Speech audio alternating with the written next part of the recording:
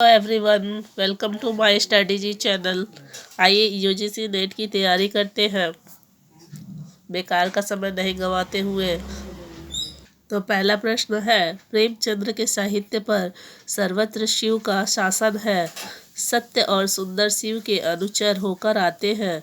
उनकी कला इस स्वीकृत रूप में जीवन के लिए थी और जीवन का अर्थ उनके लिए वर्तमान सामाजिक जीवन की ही थी। यह कथन किसका है? तो इसमें 4 ऑप्शन दिए गए हैं। इसका सही आंसर होगा ए, डॉक्टर नागेंद्र जी। अब आते हैं सेकंड नंबर क्वेश्चन पे। परीक्षा गुरु उपन्यास का केंद्र है, तो इसका सही आंसर होगा बी, मदन मोहन जी है। अब आते हैं थर्ड नंबर क्वेश्चन पे। निम्नलिखित में से किस उपन्यास में कथानक के द्वारा भारतीय समाज की रीति रिवाज, रीति नीति, आचार विचार, जीवन दृष्टि आदि का चित्रण किया गया है? तो इसका सही आंसर होगा बी, बूंद और समुद्र। अब आते हैं फोर्थ नंबर क्वेश्चन पे। गोदान उपन्यास के केंद्र में है कौन? तो इसका सही आंसर होगा बी, गाय की लालसा। अब आते हैं फिफ्थ नंबर क्वेश्चन पे।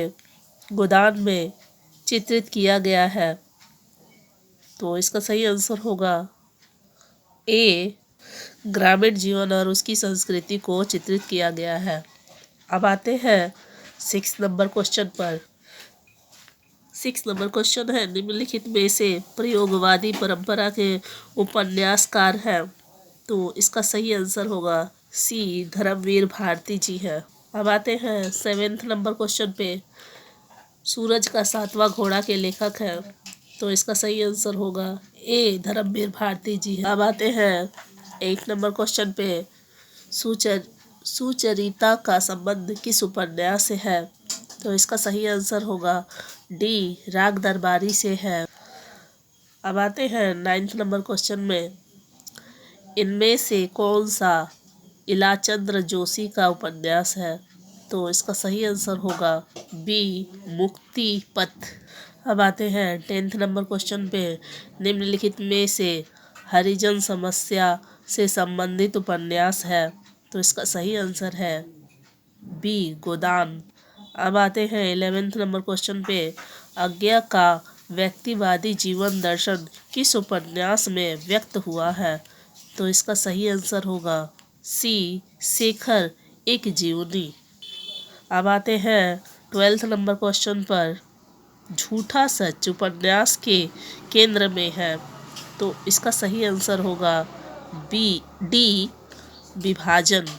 अब आते हैं 13th नंबर क्वेश्चन पे। सलीम प्रेमचंद्र के किस उपन्यास का पात्र है? तो इसका सही आंसर होगा ए, करम भूमि। अब आते हैं 14th नंबर क्वेश्चन पर। 14th नंबर क्वेश्चन है, युवा पीढ़ी की दिशाहीनता को प्रदर्शित करने वाला उपन्यास है? तो इसका सही आंसर होगा बी, कुरु कुरु स्वाहा। अब आते हैं 15th नंबर क्वेश्चन पे। हम लोग जैसा और बातों में अंग्रेजों की नकल करते जाते हैं, उपन्यास का लिखना भी उन्हीं के दृष्टांतों पर सीख रहे हैं। यह कथन किसका है? तो इसका सही आंसर होगा सी, बालकृष्ण भट्ट जी का है। अब आते हैं 16th नंबर क्वेश्चन पे। लाला श्रीनिवास दास व्यवहार में दक्ष और संसार का ऊंचा नीचा समझने वाले पुरुष थे, अतः उनकी भाषा संयत और साफ सुथरी तथा रचना बहुत कुछ सौदेश्य होती थी।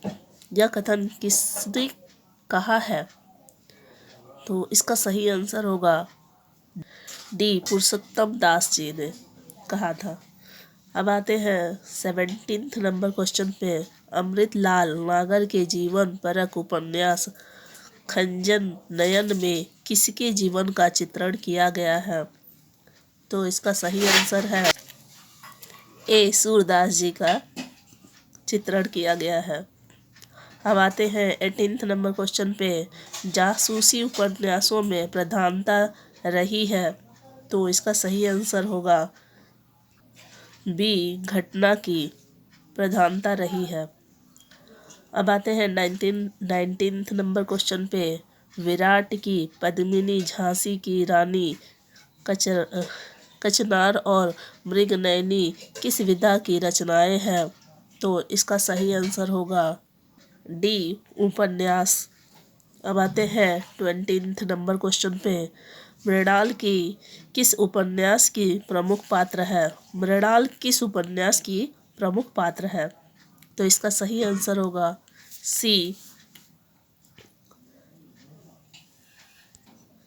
सी, त्यागपत्र।